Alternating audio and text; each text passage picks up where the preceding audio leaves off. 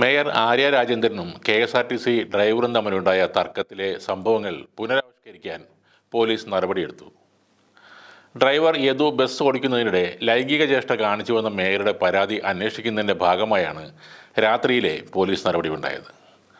യദുവിനെതിരെ ജാമ്യമില്ലാ കേസെടുക്കാനാണ് ഈ നീക്കം. കോടതി നിർദ്ദേശത്തിൽ മേയർക്കെതിരെ യദുവിൻ്റെ പരാതിയിൽ ജാമ്യമില്ലാ കേസ് നേരത്തെ എടുത്തിരുന്നു. പട്ടം പ്ലാമൂട് മുതൽ PMG വരെയാണ് ബസ്സും കാറും ഓടിച്ച് പരിശോധിച്ചത്. മേയറുടെ പരാതി ശരിവെക്കുന്ന തെളിവുകൾ ലഭിച്ചുവെന്നാണ് പോലീസ് പറയുന്നത്. ഡ്രൈവർ മോശമായി ആംഗ്യം കാണിച്ചാൽ കാറിൻ്റെ പിൻസീറ്റിലിരിക്കുന്ന ആൾക്ക് കാണാൻ കഴിയുമെന്നാണ് ഇതോടെ പോലീസ് കണ്ടെത്തിയത്. സംഭവം നടന്ന രാത്രി സമയത്തായിരുന്നു ഈ പരീക്ഷണവും പോലീസ് നടത്തിയത്. ഇനി ഇതിന് അനുസരിച്ചുള്ള നടപടികളിലേക്ക് പോലീസ് കടക്കും. യദുവിനെ അറസ്റ്റ് ചെയ്യാനും സാധ്യതയുണ്ട്. വാഹനം ഓടിച്ചുകൊണ്ടിരിക്കുന്ന ബസ്സിൻ്റെ ഡ്രൈവർ ഏതെങ്കിലും തരത്തിൽ മുഖം കൊണ്ടോ കൈകൊണ്ടോ ആംഗ്യം കാണിച്ചാൽ കാറിൻ്റെ പിൻസീറ്റിലിരിക്കുന്നവർക്ക് അത് കാണാൻ കഴിയുമോ എന്ന കാര്യത്തിലാണ് സംശയം നിലനിന്നിരുന്നത്. അതാണിപ്പോൾ പോലീസ് ഇത്തരത്തിലെ ടെസ്റ്റിംഗ് നടത്തി തെളിയിച്ചിരിക്കുന്നത്. മേയർ പരാതിയിൽ പറഞ്ഞത് ഇങ്ങനെയാണ്: പട്ടം പ്ലാമൂട് റോഡിൽ യാത്ര ചെയ്യുമ്പോൾ ഇടത് ഭാഗത്തു കൂടി KSRTC ബസ് ഓവർടേക്ക് ചെയ്തു വരികയായിരുന്നു. ഞാനും സഹോദരനും അദ്ദേഹത്തിൻ്റെ ഭാര്യയുമായിരുന്നു കാറിൻ്റെ പുറകിൽ ഉണ്ടായിരുന്നത്. ഗ്ലാസിലൂടെ തിരിഞ്ഞു നോക്കുമ്പോൾ ഡ്രൈവർ ലൈംഗിക ചേഷ്ട കാണിച്ചു.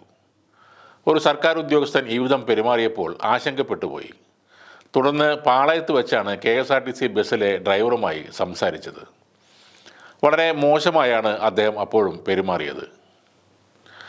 ഈ പരാതിയിൽ പറഞ്ഞ കാര്യം ശരിയാകാം എന്നാണ് പോലീസിൻ്റെ ഇപ്പോഴത്തെ ഈ പരീക്ഷണ ഓട്ടത്തിലൂടെ മനസ്സിലായിട്ടുള്ളത്.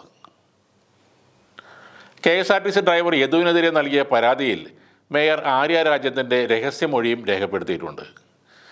ജുഡീഷ്യൽ 1ാം ക്ലാസ് മജിസ്ട്രേറ്റ് കോടതിയിലാണ് ആ രഹസ്യമൊഴി നൽകിയത്. ആദ്യം കൻ്റോൺമെൻറ്റ് പോലീസ് അന്വേഷിച്ച ഈ കേസ് നിലവിൽ ഇപ്പോൾ മ്യൂസിയം പോലീസാണ് അന്വേഷിക്കുന്നത്.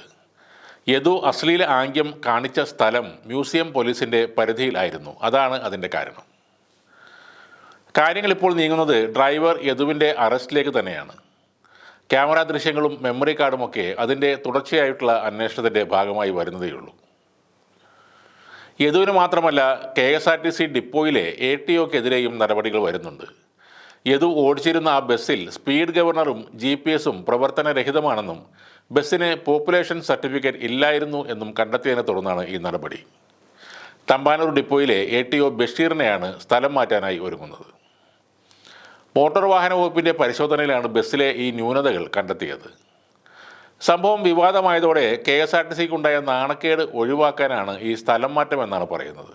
എന്നാൽ ബസ്സിൻ്റെ സാങ്കേതികമായ കാര്യങ്ങൾ പരിശോധിക്കേണ്ടതും അതിൻ്റെ ഉത്തരവാദിത്വവും ഡിപ്പോ എഞ്ചിനീയർക്കാണെന്നും അതിനാൽ ATOക്കെതിരെയുള്ള നടപടി ശരിയല്ല എന്നുമാണ് KSRTC ജീവനക്കാരുടെ നിലപാട്.